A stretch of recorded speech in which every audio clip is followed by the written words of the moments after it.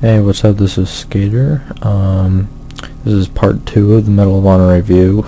On part 1 we covered gameplay and the sound effects, and on this we're going to do graphics, replayability, and then I want to notify you when I want to do storyline later in the video. That way you can kind of like exit out if you don't want any spoilers, and then you can read like the entire rating on the description. But yeah, let's just jump into graphics here. Alright, so let's just start into here. As you can see, the environments and the bullets hitting the ground, everything is just absolutely beautiful. The textures are beautiful. It makes you look, it's really realistic. It's not cartoony at all. It's just it's what immerses you in, along with the sound. The sound and the graphics work hand in hand in this game to give you an absolute beautiful experience. Now, as you can see in this next clip, the night levels on some of them are very good, and this is one level that really illustrates the environment and the realism. As you can see, the fog is rolling in, the enemies are walking across the bridge, and you're just being stealthy, moving in the grass. And in a second you'll see the night vision and how the night vision works. The night vision is so realistic looking. Stay quiet, rabbit. Stay quiet.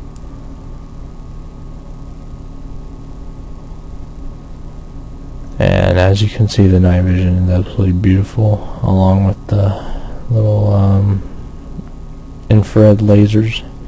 Now, on this segment here, you can really see a lot of the lighting effects and how beautiful the lighting is in this game. It's one of the main environmental effects I really liked. And in the next clip, you'll also see some of the lighting and how some of the guns look in proper lighting, and the graphics really shine in this next clip and in this clip right here.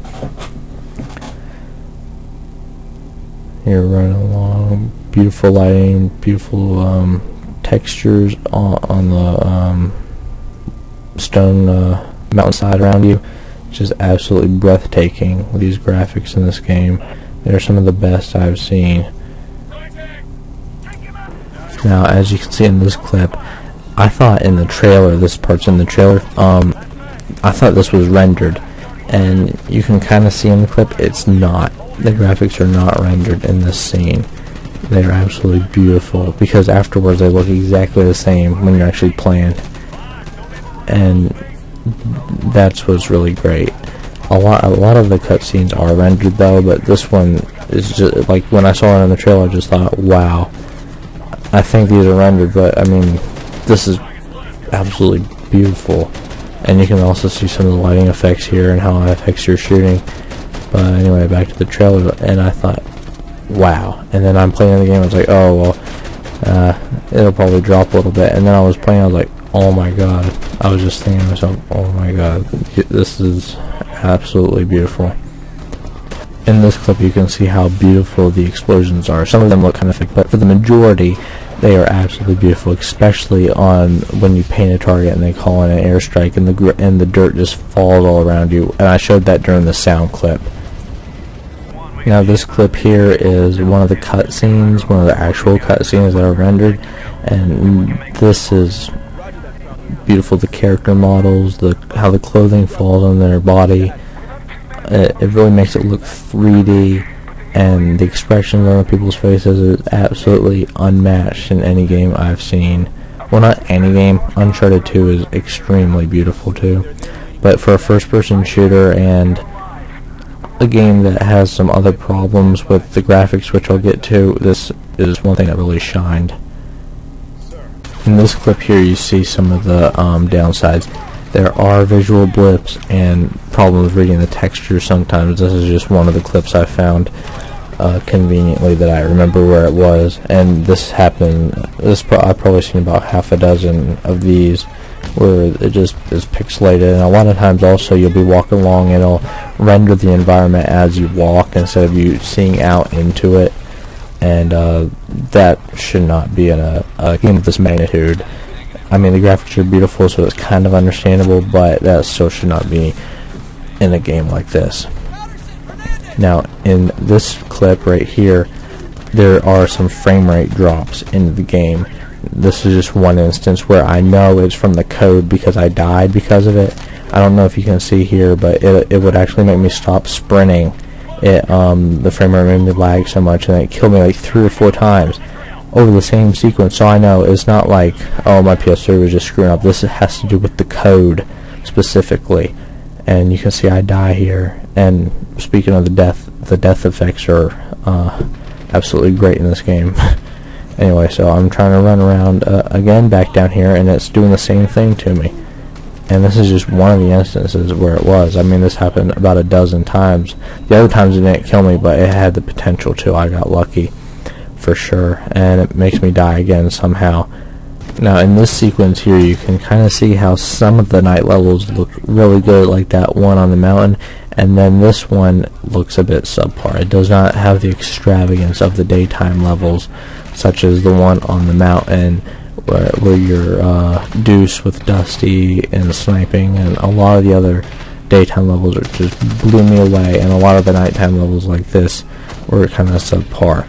Now, not to say that they all were, because some were. So, okay, now a quick recap on the graphics. The textures were completely awesome. They were realistic and not cartoony, like games like other shows like Modern Warfare 2, for instance. The lighting was absolutely beautiful. The cutscenes were breathtaking. The explosions were epic. However, some of the night levels suffered because of bad lighting. I'm not really sure what it was, but others were really great. There were visual blips and some instances where it was not rendering the textures, and there were quite a bit of frame rate drops, specifically due to bad encoding, which should not be acceptable. All in all, I give the graphics an 8 out of 10. Okay, now we're going to be doing the replayability section. Now this is going to be a pretty short section. Basically the campaign was really short. It took me about 4.5 hours, and the game suffered because of it. It should have been a game that specifically stressed the single player. Should have been at least 8 hours on a first-person shooter, and at most maybe 12 or 13 to really give the player the full experience. Now, one thing that is replayable is the tier 1 mode. As you can see, there's a tier 1 mode. I'm not really sure what it does, but I think it's just like timed, where there's like a time limit to get through the missions. Now, as you can see here, I'm flipping through the trophy support right now. There are a lot of trophies for the single player and the multiplayer. However, there's not really a lot of trophies and stuff for second playthrough. Most of them you could get through the first playthrough. When I did my first playthrough, which I've only done one so far, I got, I think, all the single player trophies except for the one where you have to go get a trophy for doing the tier 1 mode on the single player, and like 2 other ones that because I didn't read the trophies ahead of time like I should have, and I didn't get those specific trophies that I can easily get on the tier 1 mode. So this game is really easy to platinum, which is good for me because I'm not like a trophy whore, but a lot of people really like the extended playability from the trophy support, which was not really in this game. Alright, quick recap right now. On the plus side, we got trophy support for the multiplayer and the single player. There's a lot of trophies. And there's the tier 1 mode where you have to go back through and get there's a time limit. So those are definitely big pluses for people who want to do it again. On the downside, there is a lack of rewards for the second playthrough, which is pretty ridiculous because the campaign is so short. I did it on hard, and it took me right about 4 to 4.5 hours. I didn't really precisely count, but that's just not acceptable for a game of this caliber. For the replayability section, I'm giving a 7 out of 10. Also, I'm already at 10 minutes right now, and I think the storyline is going to take more time than that. Plus, it's easier to just do it on a different video on part 3. That way, there's no accident of people getting any spoilers if they don't want them.